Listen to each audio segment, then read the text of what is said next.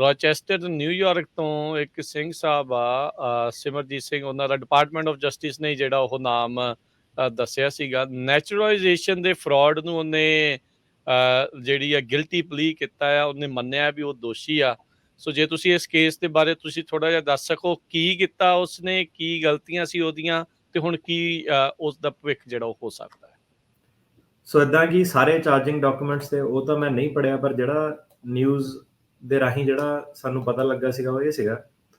ਪਹਿਲੀ ਗੱਲ ਤਾਂ ਇੱਦਾਂ ਦੇ ਨਾ ਬਹੁਤ ਜ਼ਿਆਦਾ ਕੇਸ ਆਲਰੇਡੀ ਹੈਗੇ ਆ, ਹਜ਼ਾਰਾਂ 'ਚ ਹੈਗੇ ਆ।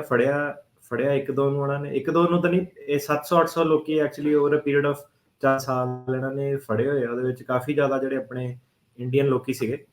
ਜੀ। ਸੋ ਕੀ ਸੀਗਾ ਕਿ ਜਦੋਂ ਪਹਿਲਾਂ ਇੰਡੀਅਨ ਹੀ ਇਨ ਜਨਰਲ ਜਿਹੜਾ US ਸਿਸਟਮ ਸੀਗਾ, ਪਹਿਲਾਂ ਕੀ ਸੀਗਾ, ਪ੍ਰੀ 9/11 ਫਿੰਗਰਪ੍ਰਿੰਟਸ ਵਗੈਰਾ ਕਰਦਾ ਨਹੀਂ ਸੀਗਾ। ਤੇ ਜੇ ਫਿੰਗਰਪ੍ਰਿੰਟਸ ਉਹ ਕਰਦੇ, ਕਿਉਂਕਿ ਕੰਪਿਊਟਰਾਈਜ਼ ਸਿਸਟਮ ਨਹੀਂ ਸੀਗਾ, ਇਹ ਸਾਰੀਆਂ ਚੀਜ਼ਾਂ ਬਾਅਦ ਚ ਐਡ ਹੋਈਆਂ। ਜੇ ਪ੍ਰਿੰਟਸ ਵਗੈਰਾ ਹੁੰਦੇ ਸੀਗੇ ਤਾਂ ਉਹ ਜਿਹੜੇ ਆਪਣੇ ਉਹੀ ਸ਼ਾਹੀ ਵਾਲੇ ਜਿਹੜੇ ਅੰਗੂਠਾ ਲਾ ਦਿੰਦੇ ਆ ਫਾਈਲਾਂ ਤੇ ਸੀਗੇ, ਉਹ ਕਈ ਵਾਰੀ ਕਲੀਅਰ ਹੁੰਦੇ ਸੀ, ਕਈ ਵਾਰੀ ਨਹੀਂ ਹੁੰਦੇ ਸੀਗੇ। ਤੇ ਕਈ ਵਾਰੀ ਉਹਨਾਂ ਨੇ ਫੋਟੋ ਵਗੈਰਾ ਲਗਾਈ ਹੁੰਦੀ ਸੀ ਵਰਕ ਪਰਮਿਟ ਤੇ।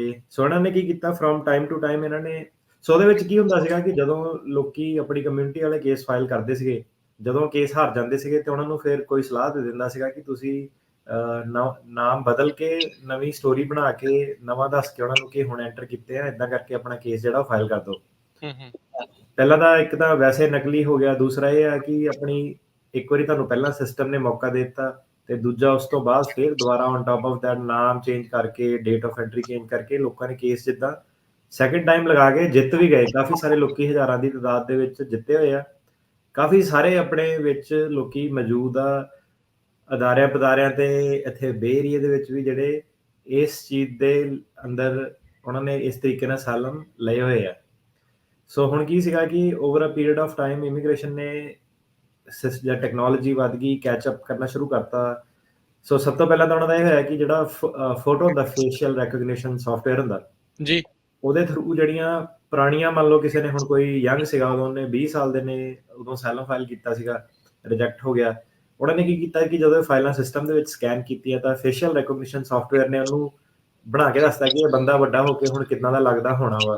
ਤੇ ਉਹਨੂੰ ਉਹਨਾਂ ਨੇ ਜਿਹੜੀ ਉਹਦੀ ਨਵੀਂ ਐਪਲੀਕੇਸ਼ਨ ਸੀਗੀ, ਸਿਟੀਜ਼ਨਸ਼ਿਪ ਐਪਲੀਕੇਸ਼ਨ ਸੀਗੀ, ਉਹਦੇ ਨਾਲ ਫੇਸ਼ੀਅਲ ਰੈਕਗਨੀਸ਼ਨ ਜਿਹੜਾ ਮੈਚ ਹੋ ਕੇ ਉੱਥੋਂ ਉਹਨਾਂ ਨੇ ਕਾਫੀ ਲੋਕੀ ਜਿਹੜੇ ਫੜੇ। ਫਿਰ ਜਿਹੜੇ ਪ੍ਰਿੰਟ ਸੀਗੇ, ਪ੍ਰਿੰਟਸ ਉਹਨਾਂ ਨੇ ਸਿਸਟਮ ਦੇ ਵਿੱਚ ਪਾਤੇ ਜਿੰਨੇ ਕੁ ਪੈ ਸਕਦੇ ਸੀਗੇ। ਸੋ ਸਿਸਟਮ ਨੇ ਕਾਫੀ ਆਇਡੈਂਟੀਫਾਈ ਕੀਤਾ ਕਿ ਇਹ ਬੰਦੇ ਦੇ ਦੋ ਨਾਮ ਬੋਲਦੇ ਆ। ਕਈ ਲੋਕੀ ਇਦਾਂ ਦੇ ਸੀਗੇ, ਉਹਨਾਂ ਦੇ ਬਾਅਦ ਚ ਸਿਟੀਜ਼ਨ ਬਣ ਗਏ, ਬਿਜ਼ਨਸ ਵਗੈਰਾ ਵੱਧ ਗਏ। ਉਹਨਾਂ ਦੇ ਸਕੇ ਭਰਾਵਾਂ ਨੇ ਵੀ, ਈਵਨ ਕਈਆਂ ਨੇ ਇਦਾਂ ਦੇ ਵੀ ਕਲਾਇੰਟ ਜਿਹੜੇ ਹੈਗੇ, ਉਹਨਾਂ ਦੇ ਸਕੇ ਭਰਾਵਾਂ ਨੇ ਕਈ ਵਾਰੀ ਇਮੀਗ੍ਰੇਸ਼ਨ ਨੂੰ ਸ਼ਿਕਾਇਤ ਲਾਤੀ ਕਿ ਆਹ ਬੰਦੇ ਨੇ ਇਦਾਂ ਨਾਮ ਜਿਹੜਾ ਹੈਗਾ ਉਹ ਵਰਤਿਆ ਵਾ। ਤੇ ਇਦਾਂ ਕਈ ਤਰੀਕਿਆਂ ਨਾਲ ਜਿਹੜੇ ਇਮੀਗ੍ਰੇਸ਼ਨ ਉਹਨਾਂ ਨੇ ਲੋਕਾਂ ਨੂੰ ਜਿਹੜਾ ਫੜਨਾ ਸ਼ੁਰੂ ਕੀਤਾ।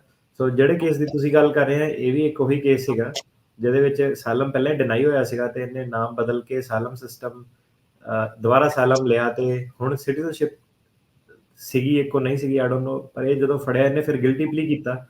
ਹੁਣ ਪ੍ਰੋਬਲਮ ਇਹ, ਜਦੋਂ ਤੁਸੀਂ ਗਿਲਟੀ ਪਲੀ ਏਦਾਂ ਕਰਦੇ ਹੋ ਜੀ, ਤੁਹਾਡੇ ਕੋਲ ਕਈ ਵਾਰੀ ਆਪਸ਼ਨ ਹੁੰਦੀ ਹੈ ਕਿ ਤੁਸੀਂ ਆਪਣੀ ਕੰਟਰੀ ਜਾ ਸਕਦੇ ਹੋ, ਕਈ ਵਾਰੀ ਤੁਸੀਂ ਕਹਿੰਦੇ ਹੋ ਕਿ ਨਹੀਂ ਮੈਂ ਫਾਈਟ ਕਰਨਾ ਕੋਰਟ ਦੇ ਵਿੱਚ ਨਾ। ਸੋ ਸਿਟੀਜ਼ਨ ਨੂੰ ਹੁਣ ਰੋਕਣ ਲਈ ਉਹਨਾਂ ਦੇ ਕੋਲ ਜਿਹੜੀ ਇਮੀਗ੍ਰੇਸ਼ਨ ਕੋਲ ਕੀ ਜ਼ਰੀਆ ਹੁੰਦਾ, ਉਹ ਪਹਿਲਾਂ ਤੁਹਾਨੂੰ ਦਫਾਦਾਰਾ ਲਾਉਂਦੇ ਤੁਹਾਡੇ ਉੱਤੇ ਕਿ ਤੁਸੀਂ ਫਰਾਡ ਕੀਤਾ ਹੈ ਨਾ, ਉਹਦੀ 10 ਸਾਲ ਤੋਂ ਉੱਤੇ ਜਿਹੜੀ ਹੈਗੀ ਸਜ਼ਾ ਜ਼ਿਆਦਾਤਰ ਹੋ ਸਕਦੀ ਹੈ। ਸੋ ਇਦਾਂ ਤੁਹਾਨੂੰ ਉਹ 2-4 ਦਫਾਦਾਰਾ ਲਾਉਂਦੇ, ਗਿਲਟੀ ਪਲੀ ਕਰਾਉਂਦੇ ਤੇ ਫਿਰ ਤੁਹਾਡੀ ਜਿਹੜੀ ਫਿਰ ਡੀਪੋਰਟੇਸ਼ਨ ਪ੍ਰੋਸੀਡਿੰਗਸ ਵਗੈਰਾ ਉਹ ਅੱਗੇ ਕਮੈਂਸ ਕਰਦੇ ਆ। ਤੇ ਉਹਦੇ ਵਿੱਚ ਇਦਾਂ ਕਿ ਹੁਣ ਗਿਲਟੀ ਪਲੀ ਕਿਉਂ ਕੀਤੀ, ਕਿਉਂਕਿ ਜਦੋਂ ਇਹ ਸਾਰਾ ਕੁਝ ਐਡਾ ਆਬਵੀਅਸ ਹੋ ਗਿਆ, ਹੁਣ ਇਹਨੂੰ ਫਾਈਟ ਕਿੱਦਾਂ ਤੁਸੀਂ ਕਰੋਗੇ ਜੇ ਆਲਰੇਡੀ ਉਹਨਾਂ ਨੇ ਤੁਹਾਡੀ ਇਨਫੋਰਮੇਸ਼ਨ ਹੀ ਦੱਸ ਦਿੱਤੀ ਕਿ ਤੁਸੀਂ ਦੋ ਨਾਮ ਕਰਕੇ ਨਕਲੀ ਸਾਇਲਮ ਲਿਆ ਸੀਗਾ। ਤਾਂ ਜ਼ਿਆਦਾਤਰ ਤੁਹਾਨੂੰ ਗਿਲਟੀ ਪਲੀ ਕਰਨੀ ਪੈਂਦੀ ਹੈ, ਨਹੀਂ ਤਾਂ ਫਿਰ ਜਿਹੜੀ ਜਿੱਦਾਂ ਉਹਨਾਂ ਨੇ 3 ਚਾਰਜ ਲਾਇਆ, ਕਈ ਵਾਰੀ ਤੁਹਾਨੂੰ ਕਹਿੰਦੇ ਕਿ 1 ਚਾਰਜ ਦੀ ਤੁਸੀਂ ਕਰ ਲਓ, ਬਾਕੀ 2 ਦੀ ਸਜ਼ਾ ਨਹੀਂ ਦਿੰਦੇ ਆ। ਸੋ ਸਜ਼ਾ ਥੋੜੀ ਜਿਹੀ ਘੱਟ ਹੁੰਦੀ ਹੈ। ਸੋ ਇਸ ਬੰਦਾ ਇਹਨੂੰ ਫਿਰ ਉਹੀ ਇਹਨੇ ਗਿਲਟੀ ਪਲੀ ਕੀਤੀ ਹੈ ਨੈਚੁਰਲਾਈਜੇਸ਼ਨ ਫਰਾਡ ਦੇ ਤਹਿਤ। ਜੀ।